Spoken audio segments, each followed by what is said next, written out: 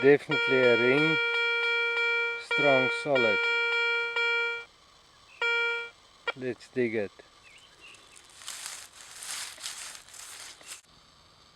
I've dug this now. I'm going to use the pinpointer.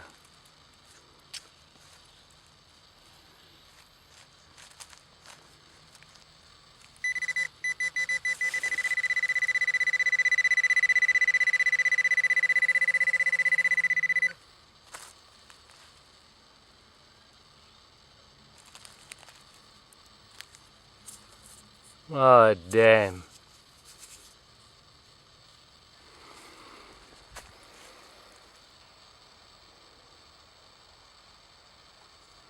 Bottle top. Useless. It's an absolute frustration finding these things on a site. My research have led me to this site. I'm all by myself today, so the camera work might be a bit shaky. So what I have to do today is to prove or find some object, whether a coin obviously, or a cartridge or something that can date the place and can tie in with my research. According to my research, this place used to be an outpost post office.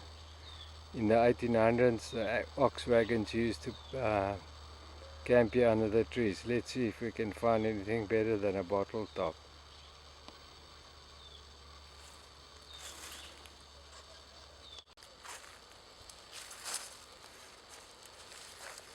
I'm now searching for any clue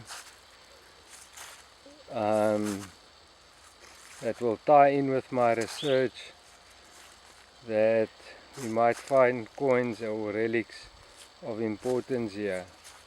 So before I involve the rest of the MTB excavation and detection team, I'm out here by myself to prove to myself that what I've researched is true and that it would be viable to come and do a grid search in this area.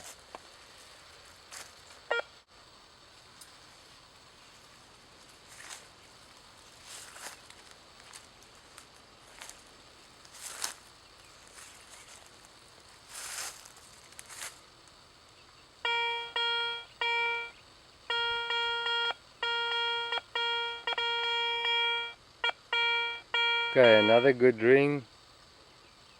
Rings on copper and copper. Okay, let's see how accurate our Garrett Ace 250 is going to be in this case. Okay, I've dug the hole. Let's see what's in here.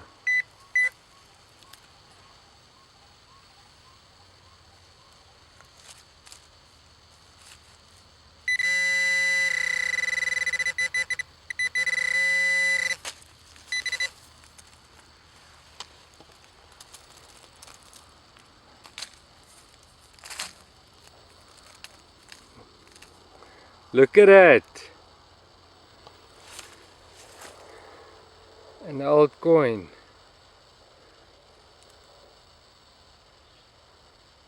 Awesome! Awesome! I'm here by myself and I think I've got something. I'll check what it's now. Is to go back and look in the catalogs what type of coin it is.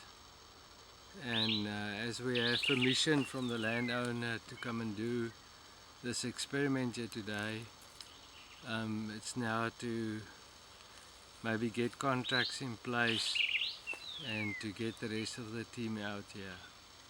But I'll detect as I go and walk back to the car.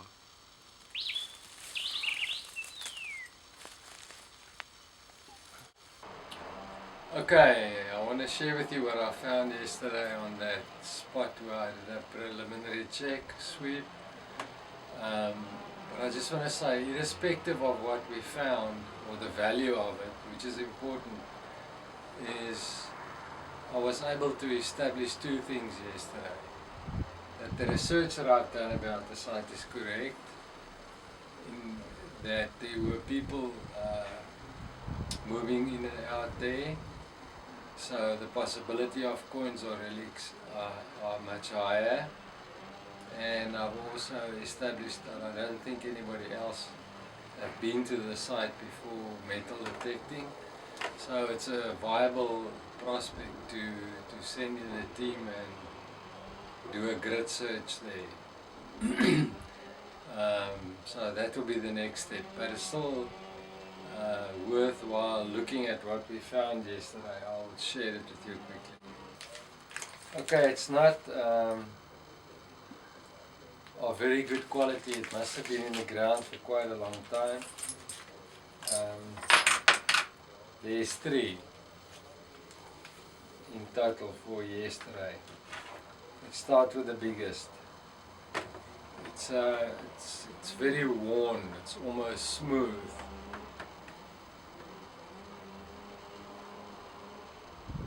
It's a British Victoria, Queen Victoria penny, and it's dated 1900, the year 1900. So it ties nicely in with the history of the place. So I hope we can find more of these, but in a much better condition. It's very smooth and ungradable, but at least you can see the date and some of the detail on it. And then what excites me immensely is this little oakie. It's got like an Indian guy's head with a face or something on it, so I thought immediately it's Indian pagoda or some of the Indian money that used to be around in the early days of our country. But when I look at the back of the coin, the script is very, it's like Aramic, it's Arabic script. I have a degree in classical Hebrew, so this is quite similar. So now to find this, I started with Egypt, and now we've got like this out here. It's quite a book, thick, that gives you some of the world's, or most of the world's coins. So I went yesterday and I were able to find what we are looking at. And here it is. You can see it's exactly that coin. Farouk. But now we'll have to find someone that can help us with the date, because it says 19 and then it's some Arabic script. But that's the coin that we found on that premises yesterday. An Egyptian coin in the Eastern Cape. How in heavens did it get here? Okay, what we also found there is another Egyptian. It's a coin similar to this one, but it's much smaller. But the interesting thing is, it's got, it must have been used as in a bracelet or a necklace or something.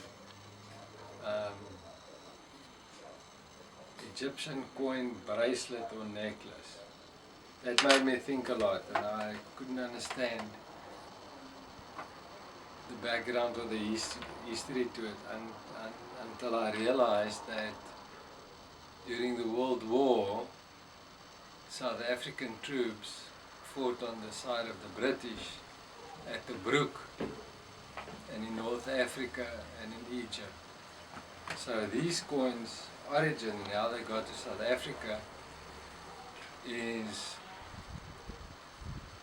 most probably because someone who fought there in the South African military as part of the British forces must have found these coins there and brought them back and gave it to relatives or grandkids or whatever, and it got lost on that site. So now with all this in mind and the facts that we have at our disposal now, it's important to keep the site confidential for our sake as well, but also for the owner. You don't want to make the site known and everyone with a metal detector converges on the place and trying to find the lost Kruger billions there. So it will be a confidential matter by contract between us and the landowner. But I hope to keep you informed about our